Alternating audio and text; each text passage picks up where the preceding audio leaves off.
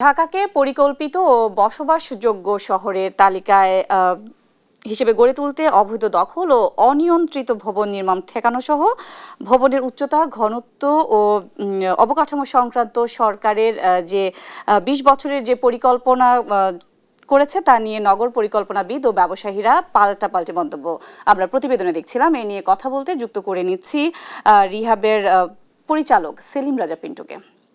আপনাকে স্বাগত দেশ বাণিজ্যে। ধন্যবাদ আপনাকে। জি, আমরা যেমন দেখছি মাধ্যমে যারা শুনছেন তাদেরকে জি, উচ্চতা নিয়ন্ত্রণ ও জমির ব্যবহার সীমাবদ্ধতা নিয়ে রিয়েল এস্টেট উদ্যোক্তাদের মূল উদ্বেগের জায়গাটা আসলে কোথায়?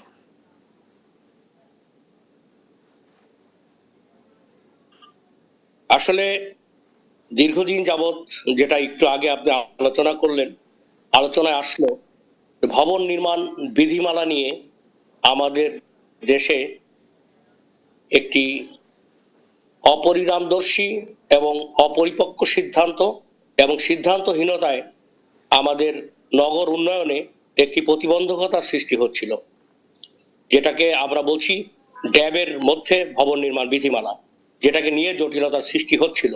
সম্প্রতি সেটি নিয়ে একটি জট খুলেছে, যেটাকে আমরা মন্দের ভালো বলছি। আমরা এক পক্ষ বুঝতে চাচ্ছে যে ঢাকা শহরে আমাদের ছোট বিল্ডিং গুলোকে নিয়ন্ত্রণ করে ছোট ছোট বিল্ডিং করলে আবাসনের পরিবেশ ঠিক থাকবে। পক্ষান্তরে আমরা পরিষ্কারভাবে দেখিয়ে দিচ্ছি যে ক্রমবর্ধমান নগরের উপরে যে চাপ সৃষ্টি হচ্ছে, এটাকে বিকেন্দ্রীয়করণ করা ছাড়া এখানে ভবনের উচ্চতা নিয়ন্ত্রণ করাটা সমাধান নয়। এখানে আমরা দেখতে পাচ্ছি ভবন নির্মাণের ক্ষেত্রে আচ্ছা, আমরা যদি দেখি যে আমরা যদি দেখি ঢাকা তো এমনিতেই যথেষ্ট জনবহুল ঘনবসতিপূর্ণ আবাসন এমনিতেই, কিন্তু এর আমরা যদি ব্যবসায়ীরা কেন ঢাকার বাইরে, মেট্রোপলিটনের বাইরে কিংবা সারা দেশে তাদের পরিকল্পনা নিয়ে কেন ভাবছে না?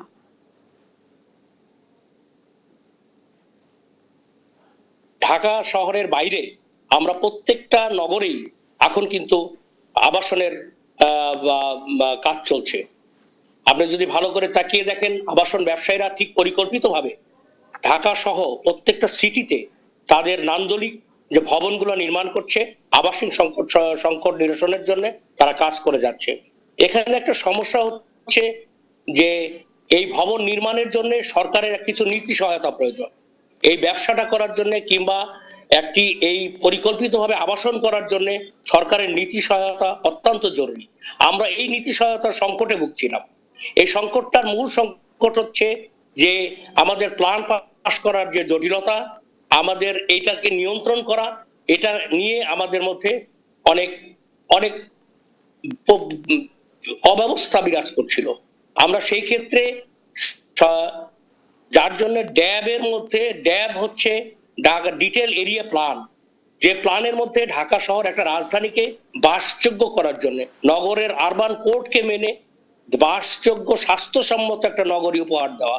সেই ক্ষেত্রে আমরা বিভিন্ন সময়ে এই বিষয়গুলোকে সামাজিক ভাবে বলে আসছিলাম যে আমাদের এখান থেকে ডিসেন্ট্রালাইজেশন করা প্রয়োজন, আমাদের এখান থেকে অপ্রয়োজনীয় যে সমস্ত অফিস আদালত এগুলো বাইরে সরিয়ে দেওয়া প্রয়োজন।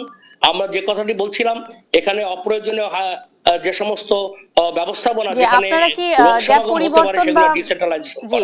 জ্যাব পরিবর্তন বা সংশোধনের ক্ষেত্রে আপনারা কি সরকারের কাছে কোনো প্রস্তাব দিয়েছেন কিনা? কি কি প্রস্তাব দিচ্ছেন? আমরা সরকারের কাছে যেটা এখন বলতে চাচ্ছি যে রাজধানী উন্নয়ন কর্তৃপক্ষ তার নগরকে দেখভাল করে করে প্ল্যান অনুমোদনের ক্ষেত্রে তাদের একটা বিরাট চাপ হয়ে যাচ্ছে এবং সে বিষয়টাকে নিয়ে এখানে কিছু অনিয়ম এবং অব্যবস্থাপনা বিরাজ করছে। আমরা বলতে চাচ্ছি এই ঢাকা শহরেই আপনার প্ল্যান অনুমোদনের ক্ষেত্রে এখানে ক্যান্টনমেন্ট বোর্ড আলাদাভাবে সে প্ল্যান অনুমোদন করে এবং ভবন নির্মাণ করে, সেখানে কোনো সমস্যা হচ্ছে না। অত্যন্ত নান্দনিক বিল্ডিং গুলা সেখানে হচ্ছে, আমরা এখানে নির্মাণ করছি।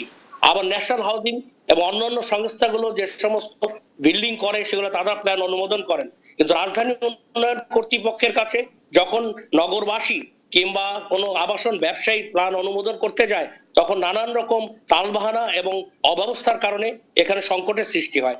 আমরা এখন বলতে চাচ্ছি যে রিহাবের কাছে এখন যদি প্ল্যানটা সব মেম্বাররা জমা দেয় আবাসন ব্যবসায়ীরা প্রথমে রিহাবের কাছে জমা দেয়।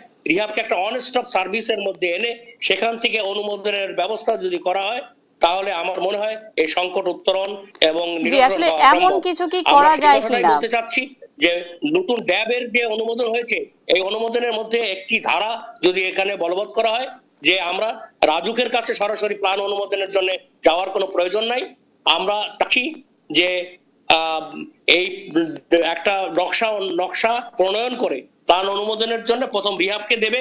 রিহাব একটা সেল গঠন করবে, সেলের মাধ্যমে সেটাকে প্রিলিমিনারি কাজগুলো করে দিলে জাস্ট রাজুক শুধু এটাকে ইন্ডোর্স করবে।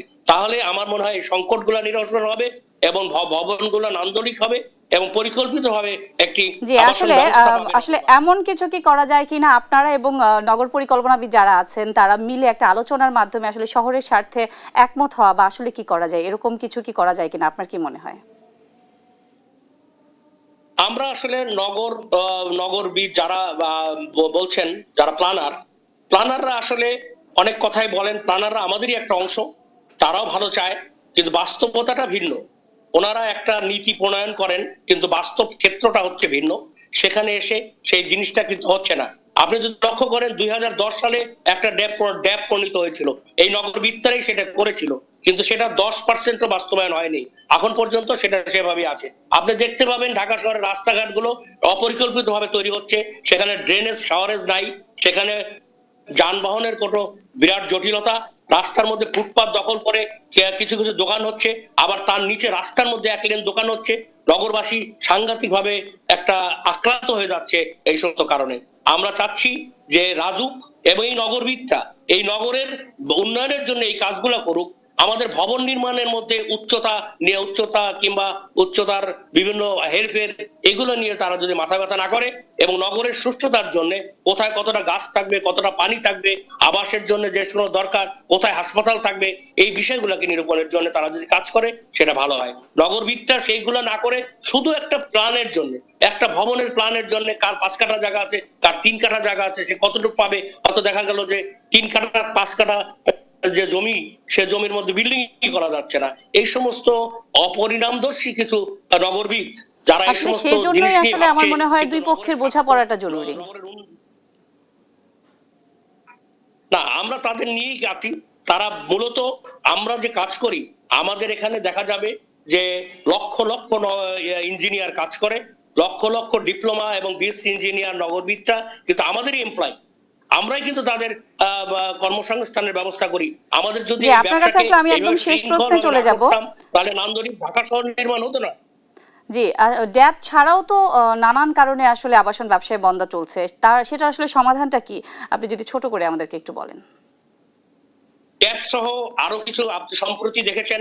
আমি বর্তমান সরকারকে অত্যন্ত ধন্যবাদ এবং সাধুবাদ দেব। আপনি জানেন গত সপ্তাহে একটি প্রজ্ঞাপন জারি হয়েছে, যেটা ন্যাশনাল হাউজিং আমাদের ঢাকা শহরের অনেক জমি নিয়ন্ত্রণ করে এবং সেই জমিগুলোতে ভবন নির্মাণ হয়। সেখানে সাধারণ মানুষ বসবাস করছে, এখন সুউচ্চ ভবন নির্মাণ হচ্ছে, মানুষের আবাসন ব্যবস্থার সমস্যা হচ্ছে, তাদের কিছু অব্যবস্থা ছিল। আমরা দীর্ঘদিন যাবৎ বলে আসছিলাম, বিশেষ করে আমি বিভিন্ন সময় কথাটা বলতাম, সেখানে সেখানে বিক্রয় অনুমতি, নির্মাণ অনুমতি, বন্ধক অনুমতি, এই সমস্ত বিষয়গুলা অযথা কিছু নিয়ম কানুন তারা জারি করেছিল। সম্প্রতি একটা প্রজ্ঞাপনের মাধ্যমে এই গভর্নমেন্টের এই মন্ত্রণালয় এটা কাজ করেছে, আমরা এটাকে সাধুবাদ যে দিই। নিশ্চয়ই এখন হয়তো বা আবাসন ব্যবসায় কিছুটা স্থিতিশীলতা ফিরবে।